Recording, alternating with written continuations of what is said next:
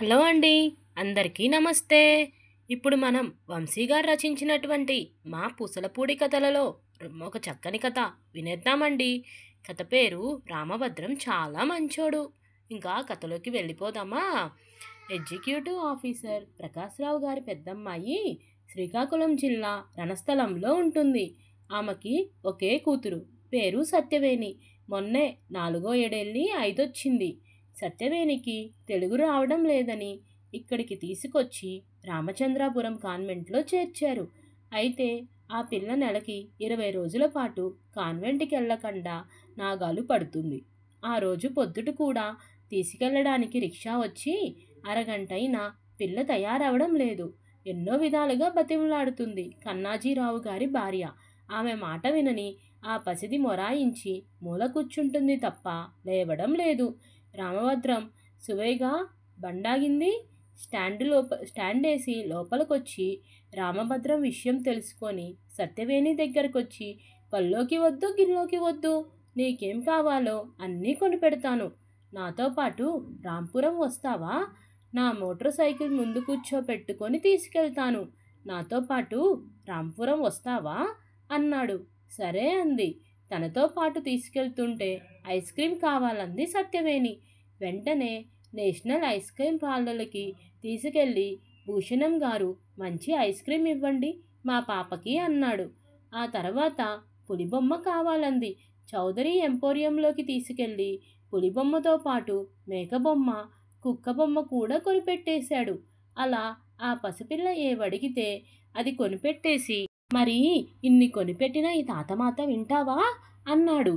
వింటాను అన్నది. ఒట్టు అన్నాడు. ఒట్టు అంది జాయిగా. అలాగా మీ కాన్వెంట్ దాకా వెళ్ళొద్దామా అన్నాడు. అరుణమిస్తూ కొడుతుంది. మా పాపని కొట్టడానికి నువ్వెవరమని నేను అడుగుతాను గదా, మీ మిస్సుని అని తీసుకెళ్ళాడు. కాన్వెంట్లో ఆ పసిపిల్లలతో కలిసిపోయి ఆడుతున్న రామభద్రం కేసి విస్తుపోయి చూస్తున్న టీచర్లు అసలు ఇతని వయసేంటి, ఆ పిల్లల వయసేంటి అనుకున్నారు. అలా ఆ రోజు కాన్వెంట్కి వెళ్ళిన ప్రకాశ్రావు గారి మనవరాలు సత్యవేణి ఇక ఏ రోజు మానకుండా వెళ్తూనే ఉంది. అప్పుడప్పుడు ఆ పిల్లకి బంతులు బొమ్మలు కొని పట్టకెళ్తానే ఉన్నాడు రామభద్రం. లాకుల దగ్గర, చింత చెట్ల కింద పెద్ద పెద్ద సిమెంటు తూములు గజిబిజిగా పడున్నాయి. తక్కినోళ్లతో పాటు దాని మీద కూర్చున్న కర్రోరి సుబ్బులు, బ్రాకెట్టు ఆదిరెడ్డి గారి సత్యానందం, నాగేంద్ర ప్రసాదు వెళ్ళిన మనిషి ఇంకా రాలేదేంట్రా అని చూస్తున్నారు. కాసేపటికి చంటిబాబుతో పాటొచ్చిన రామభద్రం, ఏంటి అర్జెంటుగా రమ్మని కబురు పెట్టారంట అన్నాడు. రేపు కాకినాడ కల్పనా థియేటర్లో మన ఎన్టీఓడి కొత్త బొమ్మ కోడలు దిద్దిన కాపురం రిలీజు. తెల్లవారుజామునే క్యూలోకి వెళ్ళిపోయి కౌంటర్ తీసేసినంటనే మొదటి టికెట్టు మనమే లాక్కోవాలి. కుర్రోళ్ళమంతా కలిసి తలో 10 వేసుకొని బయలుదేరుదాము. నువ్వు కూడా వస్తానంటే చెప్పు అన్నాడు బ్రాకెట్ ఆదిరెడ్డి గారి సత్యానందం. చెప్పడం ఏంటి, వెంటనే లాగిచ్చేద్దాం. ఏది ముందో సిగరెట్ ఇట్లా పడేయండి అంటూ ఆ కుర్రకారు మధ్యలో చతకలబడిపోయాడు రామభద్రం. రాత్రికి రాత్రే కాకినాడకెళ్ళాక కల్పనా థియేటర్కెళ్ళి కుర్రోళ్ళందరికంటే ముందు క్యూలో కూర్చున్నాడు రామభద్రం. అతని వెనక తక్కిన వాళ్ళు కూర్చొని ఉన్నారు. ఎప్పటికో తెల్లారింది. ఆ తర్వాత ఎప్పుడో మార్నింగ్ షోకి కౌంటర్ తెరిచారు. తనతో వచ్చిన 10 మంది కుర్రోళ్ళకి తనే బాల్కనీ టికెట్లు కొని పరిగెట్టారు.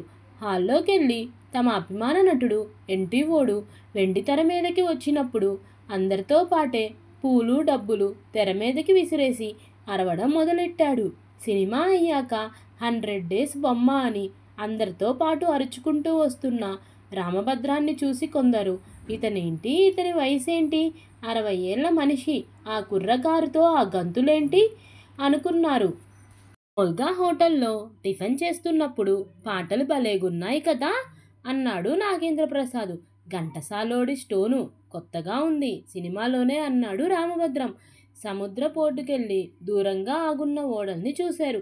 మసీదు సెంటర్లో మిఠాయి కిన్నీలు తిన్నారు. మీసాల రాజు మిలిటరీ హోటల్లో వేట మాంసం పలావు తిన్నారు.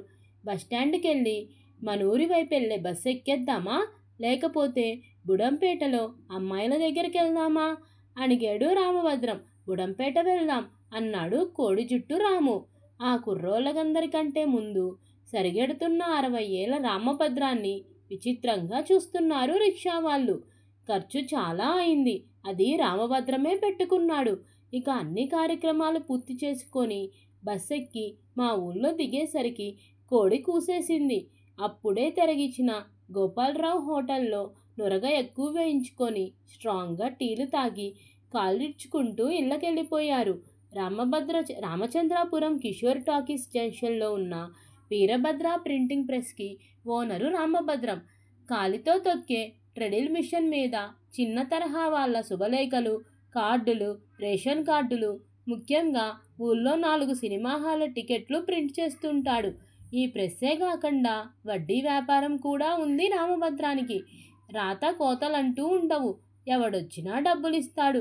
ముప్పావల, మహా ఎక్కువైతే రూపాయికి మించి తీసుకోడు వడ్డీ. ఇంజరం నుంచి వచ్చిన రామభద్రం బామ్మర్ది రత్నేశ్వరరావు తాళ్ళరేవులో ఫోటో స్టూడియో పెట్టుకున్న పిన్ని కొడుకు బాబూరావు చుట్టం చూపుకొచ్చారు.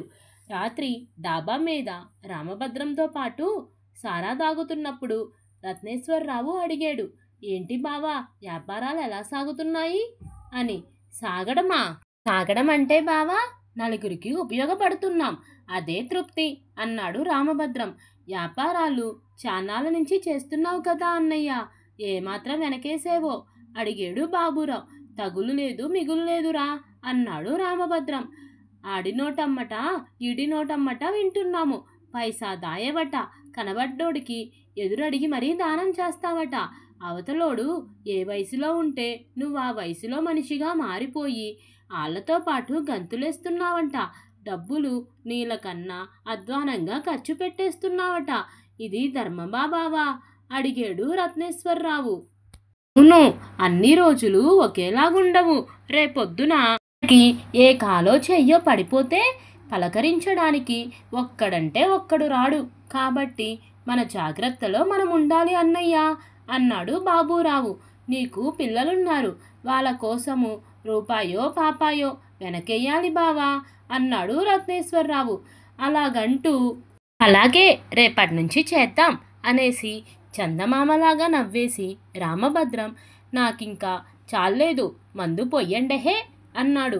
ముందు కార్యక్రమం జరుగుతున్నంతసేపు రామభద్రం దగ్గర కూర్చున్న వాళ్ళిద్దరూ ఎడాపెడా వాయిస్తానే ఉన్నారు. వెదురుపాక వెళ్లే దారిలో ఉన్న సర్వాయి తోటలో ఉండే మేర్నేడి సూర్రావు తాడి చెట్లెక్కి కళ్ళు తీస్తూ ఉంటాడు. కావిడి బద్దల్లాగా సన్నగా ఉండే ఆడి వయసు 50కి పైనే ఉంటుంది. పెద్ద పండగ దగ్గర పడుతుంది. కూతురికి కొత్తగా పెళ్ళయింది. సోమేశ్వరరావు ఇచ్చాడు. పండక్కి అల్లుణ్ణి పిలవాలి. 3 మగపిల్లలకి పండగ బట్టలు తీయాలి. చేతిలో చూస్తే అర్ధనా లేదు. ఎక్కడ పడితే అక్కడ అప్పులు చేసేయటం వల్ల ఇప్పుడు కొత్తగా అప్పు పుట్టదు. ఎలాగా? రామచంద్రాపురం వెళ్ళి ప్రెస్లో కూర్చున్న రామభద్రం దగ్గరికి వెళ్ళి తన కథంతా చెప్పాడు సుర్రావు. 1 నిమిషం ఆలోచించిన రామభద్రం తనేసువుగా వెనకాల ఎక్కించుకొని నక్కినోరి బట్టల కొట్టు దగ్గరికి తీసుకెళ్ళి, నీకెంతమంది పిల్లలురా సూర్రావు అన్నాడు. 3 మగోళ్ళు, 1 ఆడపిల్లండి చెప్పాడు సూర్రావు. నవ్వేసి రామభద్రం, నాకు 3 పిల్లలకు నీలాగా ఆడసంతానం లేదులే, మనిద్దరికి పెద్ద తేడా లేదురా అంట. ఏవండి, నా ఖాతాలో ఈడికి నాకు బట్టలు చింపండి అన్నాడు. వాళ్ళు సూర్రావుకి నచ్చిన బట్టలన్నీ చింపి ఇచ్చారు. చివర్లో ఓ 500 వాడి కాకి నిక్కరు జేబులో పెట్టి, చూడరే సూర్రావు, మనిద్దరం ఒక వయసోళ్ళం, మన లాంటోళ్ళకి ఇలాంటి ఇబ్బందులు తప్పవు. వెళ్తూ సంకురాత్రికి అల్లుణ్ణి పిలు, పండగ రోజులు ఆనందంగా గడపండి. ఈ డబ్బులు నీకు కలిగినప్పుడే నాకు అని పంపేసినాడు. పోతంశెట్టి గనిరాజు అదో రకం ఇకారం మనిషి. అంతా అవునంటే తను కాదంటాడు, అంతా ఇది అంటే తను అది అంటాడు, అంత పంచజారింది అంటే తను ప్రాణం పోయింది అంటాడు. అలాంటి గనిరాజు 2 రోజుల క్రితం కొడుకులతో గొడవపడి గోపాలస్వామి అరుగు మీద పడుకున్నాడు. మామిడి వరపు కోటయ్య గారి చిట్టి వెళ్ళి అన్నం తిని 2 రోజులైంది. మా ఇంట్లో కాస్త ఎంగిలి పడదు గాని రా గనిరాజు తాత అంటే 3 ఎకరాల 4 కంచాల పొలము నాకుండగా ఇంకొకళ్ళింట్లో తినాల్సిన కర్మ నాకేంటి అని గసిరేరు. గనిరాజు తత్వం మొత్తం తెలిసిన రామభద్రం ముసలోడి దగ్గరికెళ్ళి పలకరించి ఆ మాట ఈ మాట చెప్పాక, ఇవాళ ఇంట్లో పెద్ద గొడవైంది గనిరాజు తాత, బాగా ఆకలేస్తుంది, నువ్వు తోడొస్తానంటే రాంపురం వెళ్దామా అన్నాడు. మీ ఇంట్లో గొడవ పడ్డాక నేను కూడా మా ఇంట్లో గొడవ పడ్డాను, ఎంత ఆకలి మీదున్నావో ఏంటో, సరే పదా అని లేచిన పోతంశెట్టి గనిరాజుని తనే సువేగా వెనకాల కూర్చోబెట్టుకొని కాసేపయ్యాక ఈ 3 రోజుల నుంచి ఎవరికీ చెప్పని కొడుకులతో గొడవ విషయం రామభద్రంతో చెప్పిన గనిరాజుని వాళ్ళింటికి తీసుకెళ్ళి కొడుకుల్ని మందలించి లోపలికి సాగనంపాడు రామభద్రం. ముక్కోటి ఏకాదశి రోజు మరణించాడు రామభద్రం. ఆ వార్త విన్న ఊరంతా వచ్చేసింది రామభద్రం ఇంటికి. అంతమంది జనం. అంతకుముందు మా ఏరియాలో ఎంత గొప్పడు పోయినా రాలేదు. వచ్చినోళ్ళకి కాఫీలు టీలు ఇవ్వాలి అనక శవాన్ని కాష్టానికి తీసుకెళ్ళి పండించాలి.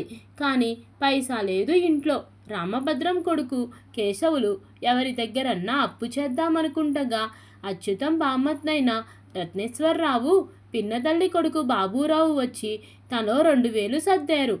పిల్లదినం పెద్ద దినం అయిపోయాక ఆ రోజు అందంగా తెల్లవారింది మా ఊళ్ళో. సంక్రాంతి వెళ్ళిపోయినా చలింకా తగ్గలేదు. మామిడి కొమ్మలు బద్ధకంగా ఊగుతున్నాయి, కొబ్బరాకులు అలాగే ఊగుతున్నాయి.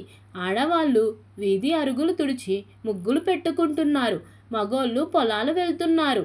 2 మనుషులు జావే బండేసుకొని రామభద్రం ఇంటి ముందు ఆగారు. లోపల నుంచి వచ్చిన రామభద్రం పెద్ద కొడుకు కేశవులు ఎవరు కావాలండి అన్నాడు. మేం కోటిపల్లి నుంచి వస్తున్నాము. 6 నెలల క్రితం రామభద్రం గారు ఏ కాగితం రాయించుకోకుండా రూపాయి వడ్డీకి 25,000 ఇచ్చారు. 6 పొయ్యారంట కదా, అసలు వడ్డీ కలిసి ఇదిగోండి అని ఇచ్చి వెళ్ళిపోయారు. చలిపొద్దు దాటాక సర్వాయి బండిలో దిగిన పేకేరు సీతమ్మ గారు మీ నాన్నగారు 30 వడ్డీకి 1,00,000 రూపాయలు ఇచ్చారు. అసలు వడ్డీ ఇదిగో బాబు, చింపేద్దామంటే నోటు రాయలేదు. మరి ఆ మనిషి నిజంగా దేవుడు నాయనా అని ఇచ్చి వెళ్ళిపోయిందామె. మధ్యాహ్నం రాయవరం నుంచి, తోసిపూడి నుంచి, బలభద్రపురం నుంచి, ఇటు పక్క ద్రాక్షారామం, ఆదివారపేట, కందులపాలెం, గంగవరం నుంచి వచ్చిన జనం రామభద్రం ఇంటికి వచ్చి అసలు వడ్డీ చెల్లించి వెళ్ళిపోతున్నారు. అలా 10 రోజుల పాటు వచ్చిన జనం డబ్బులిచ్చి వెళ్తానే ఉన్నారు. ఒక్కొక్కరుగా వచ్చి డబ్బులిచ్చి వెళ్తుంటే మంచితనానికి ఇంత విలువుందా అని రత్నేశ్వరరావు, బాబూరావు మతులు పోయినట్లు చూస్తూ ఉండిపోయారు. అంతేనండి, ఈ కథ ఇంతటితో సమాప్తము. ఈ కథ కనుక నచ్చినట్లయితే ప్లీజ్ లైక్ చేసి షేర్ చేయండి. అలాగే మొదటిసారి కనుక మన ఛానల్ని చూస్తున్నట్లయితే సబ్స్క్రైబ్ చేసుకోండి. అలాగే ఈ కథ విన్నారు కదండి, ఈ కథలో రామభద్రం లాగానే మీ ఊళ్ళో కూడా ఎవరైనా మంచి వాళ్ళు ఉంటే కామెంట్ సెక్షన్లో కామెంట్ చేయండి.